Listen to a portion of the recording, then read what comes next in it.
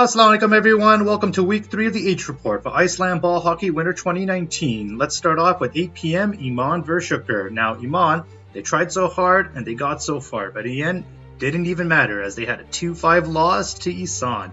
The second half of the game had the team put on some offensive pressure, but it was too late when Isan sealed the deal with their 4th goal. Not even the chiseled good looks of Ali Murtaza in his first goal of the season could stop the pressure.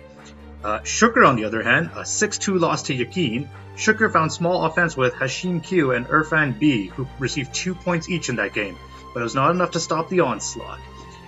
We may see some more passion and energy behind the team if they started investing behind a We Want Shukr hashtag. Yasir Hussain, who had an off night, as 6 shots went in on 15 shots. In the defensive zone, looking at the breakdown we're seeing here, the Shukr offensive line needs to lock down the firing power of the other team's defensive unit, as a handful of the goals could be attributed to bullet shots from the point. Looking at the list here, both teams are coming off big losses, so we can expect a high-intensity game as both teams look to reset. My predictions will have to go to Iman edging Shukr for this victory. At 9 p.m., Sabr vs Rida. Sabr wanted to go into the season being consistent, which sounds absolutely perfect since they ended another game with a tie. I imagine the team is frustrated as they have yet to secure a win, but they should also be proud of themselves as they managed to get at least 1 point per game. The team played impressively in front of their goalie Yusuf Kapoor as they only allowed a total of 8 shots on net. So that may be something Rida might be looking for, as they are playing Sabr this game, and Rida shut down Ikhlas last week, much like how the Ford government shut down university bursaries.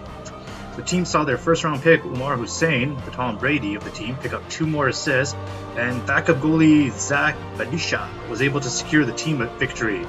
The Rida team wasn't too sure of the goalie's last name, so a lot of people heard on the bench him calling him Bahu Bali, which was just as appropriate of a name, I'd say. And now, 10 p.m., Ikhlas vs Haya.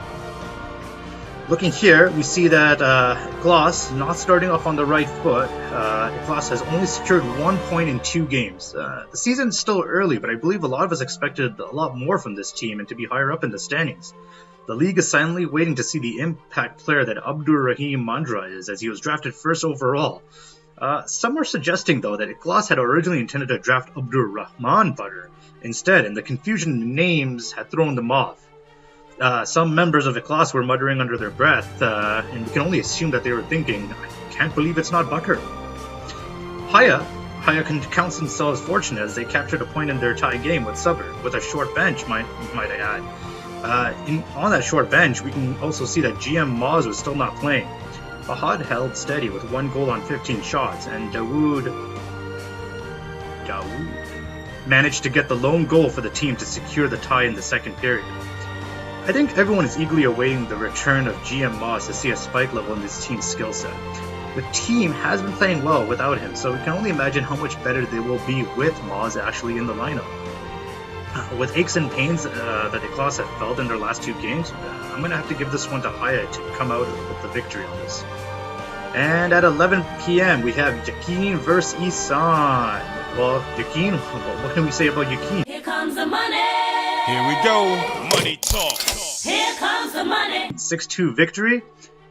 Cashing in on a total of 15 points, Rizwan Hassan and Adil Patel leading the charge with 3 points each. They have gone breaking bad on the chemistry that we are seeing played out on the arena. Let's see if they can keep the momentum going, or if it was that they just caught Shukr on an off night. Isan bounced back after falling short in first week's loss with a decisive victory over Iman. Their incredible offense was led by Farouk Booker T. Khan with a fantastic 5-point night. One attributes their success to the passionate speeches that have been overheard from the GM. It felt like it was witnessing a speech from Mel Gibson in Braveheart when Farouk was yelling. On other times, it felt like Shah Rukh Khan was giving a love speech when Muhammad Bilal was speaking to you and you accidentally made eye contact with him. Both teams came off on a strong last week, but unless Isan finds a way to shut down Yakin's barrage from the defensive line, this game is going to go to Yakin with the victory. I'd like to thank everyone for listening for Week 3's H Report, and we will see you this Friday.